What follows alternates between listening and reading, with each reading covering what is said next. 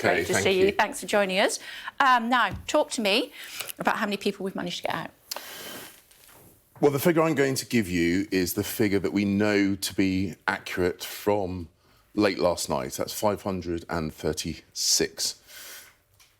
And the reason I'm saying I'm giving that figure from late last night is there are planes in the air with British nationals on them. There are British nationals in Khartoum who are under the umbrella of protection of the British Armed Forces. And rather than giving a kind of drip feed, I think it's better to tell you what we know to be accurate, give periodic updates. But we are seeing a steady flow of British nationals and a few others, nationals of other countries being evacuated through the airhead that we're facilitating through the airbase at Wadi Sidna in Khartoum. Our man on the ground says that even if the ceasefire ends, he is confident that the airlifts should continue. You suggested last night potentially that's not the case. What's your understanding? Well, so we had always planned to evacuate under whatever circumstances were on the ground. The ceasefire that we had called for in conjunction with our international allies has made it considerably easier. And we cannot predict exactly what will happen when that ceasefire ends. But what we do know is it will be much, much harder, potentially impossible. So what we're saying to British nationals is if you're hesitant, if you're weighing up your options, our strong advice is to go to Wadi Sidna whilst the ceasefire is up and running. There are planes, there is capacity, we will lift you out. I'm not able to make those same assurances once the ceasefire has ended. So if you're planning to move now. OK, suggestions from our people on the ground, certainly in Cyprus, speaking to people down there. This ceasefire could be extended for a further 72 hours. What do you know about that? Well, look, we're pushing. We pushed for the original ceasefire. We're pushing to have the ceasefire extended. We're pushing with our international partners, leaders in the region, to have a permanent peace settlement. But the point I'm making is I can't guarantee any of those things. If they happen, that's great. That's what we're pushing for. Do you think there's a likelihood it might be extended? So I don't want to speculate because my worry is if people are having to make difficult decisions, and of course they are, if they're basing those decisions on a belief that this ceasefire will continue, and then it doesn't, they put themselves in a more dangerous situation. So my strong advice is to err on the side of caution, take advantage of what we know, which is the ceasefire is currently holding, even though we don't know whether it will hold for the full duration, rather than relying on what might not happen, which is an extension of the ceasefire, which, of course, we're pushing for. OK, talk to me about what the Germans are up to. A couple of things. They have suggested, I'm sure you've seen the reports by our colleagues at the BBC, suggesting that the Brits landed in Khartoum without the authority of the Sudanese, and as a result, that impacted on other countries that were trying to get their own citizens out at the time. So I've had exchanges with my German Foreign Minister colleague, Annalena Baerbock. I know my Ben Wallace and the military have had exchanges with her. I don't recognise that reporting. That's not what has been communicated. So that's untrue? To us. That's not. So, and in fact, just before coming on air, I had a conversation with Ben Wallace. He and I have been working hand in hand throughout this operation, even when I was in the Pacific. And he assures me that we had permissions to overfly Sudan. Those reports have not been raised with me. They've not been raised with him. Will you look at it? Of course we will. Fine. Of course we will. Fine. Let me also, you talked about the German Foreign Minister. They're also suggesting yesterday that, this quote, unbelievable, Berlin wouldn't leave civilians to their own devices, and that, unlike other countries, its evacuation had included all citizens. Proper pop at the Brits there. Again, I don't know whether I don't know. Why would she say that? Well, so I don't know quite what information that is based on. The first lift that we took, quite understandably, British diplomats. But we also, of course, supported a small number of nationals from other countries because they, at the time, were co-located with us. So the very first flight that we took out included nationals of other countries. Other countries have helped evacuate British nationals. We are currently helping to evacuate nationals from other countries. I, of course, will look at what information she has been given and make sure nothing is lost in translation.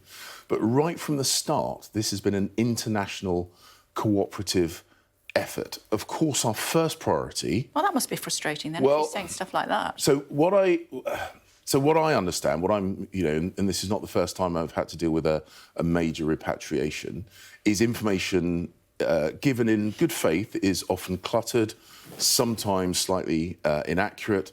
As politicians, just like we are today, we're often pressed for answers, and we give answers which we believe are right and we believe in good faith, but then turn out not to be completely accurate. So I know that we have supported our international colleagues just as they have supported us.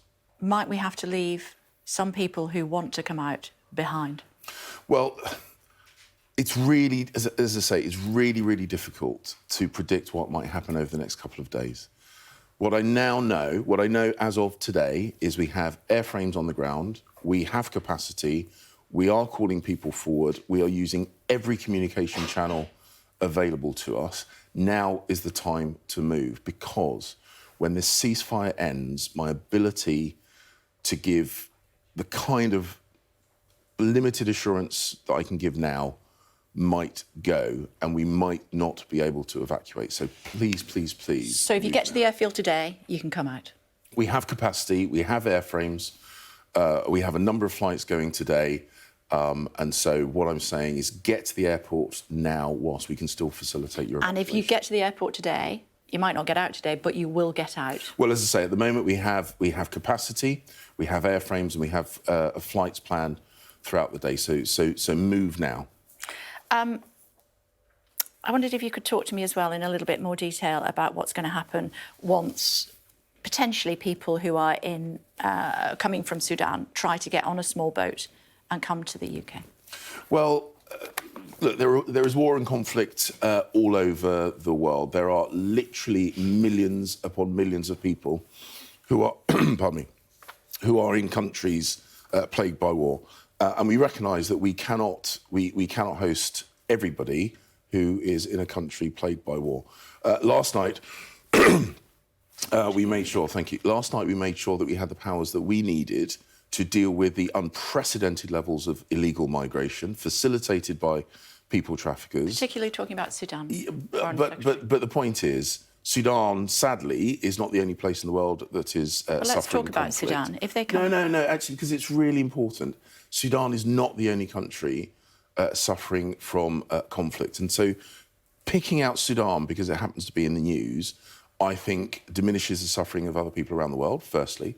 And secondly, we have to remember there are millions upon millions of people who are either fleeing conflict or who are fleeing economic privations.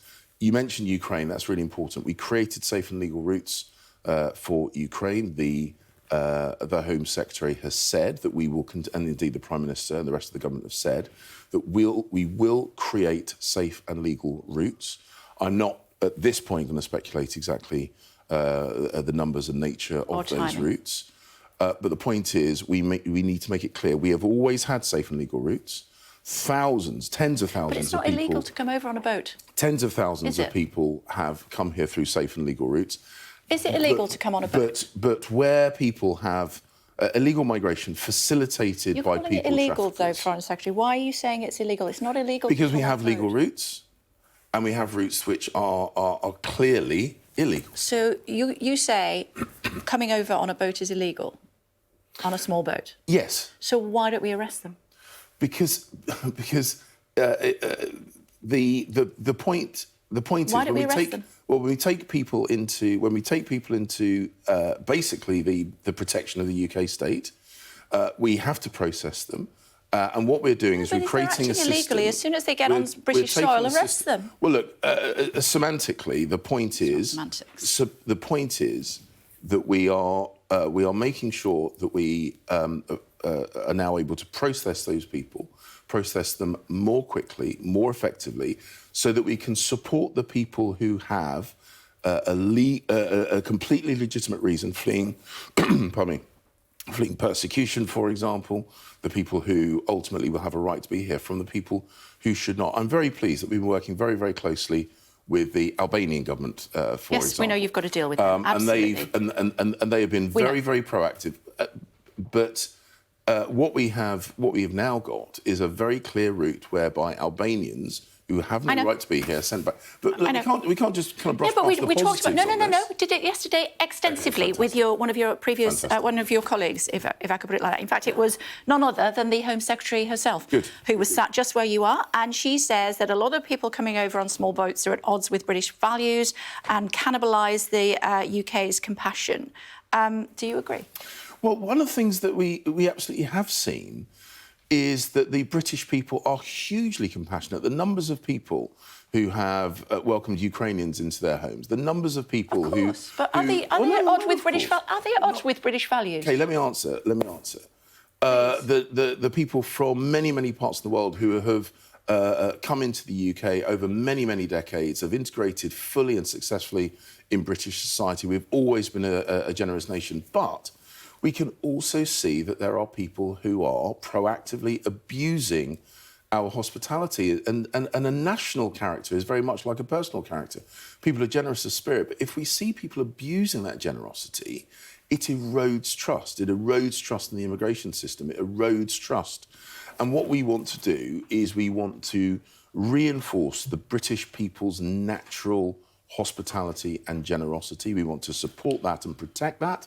And we also want to protect the country from people who seek to abuse it, including those people traffickers who are perpetrating the most evil, using people as product and trying to make money off human suffering. Another couple of thoughts. British Red Cross saying that the humanitarian situation back in Sudan is catastrophic. What are we doing to help? Well, the first thing to try and do when there's a humanitarian disaster as potentially could unfold in Sudan is end the conflict. A conflict makes everything better. It makes everything worse. Food insecurity, danger to individuals. So to make things better, the best thing you can do is push for a ceasefire. We've been doing that. I've been doing that. I've communicated with the generals directly and through intermediaries. We will continue to do so. Exactly the nature of the humanitarian support that is needed, we will have a better assessment over time. We are out of time. May I just ask you one very quick question to defend one of your colleagues or otherwise? Steve Barclay, is he a bully? Absolutely not. Steve, I've worked with him on a number of occasions. He has made a statement making it absolutely clear that there have been no reports. His statement is clear and completely unambiguous. And I am completely convinced that is accurate. OK, you're an impossibly busy man. We must let you get on with your day. Thank you very much indeed for joining us. Thank you.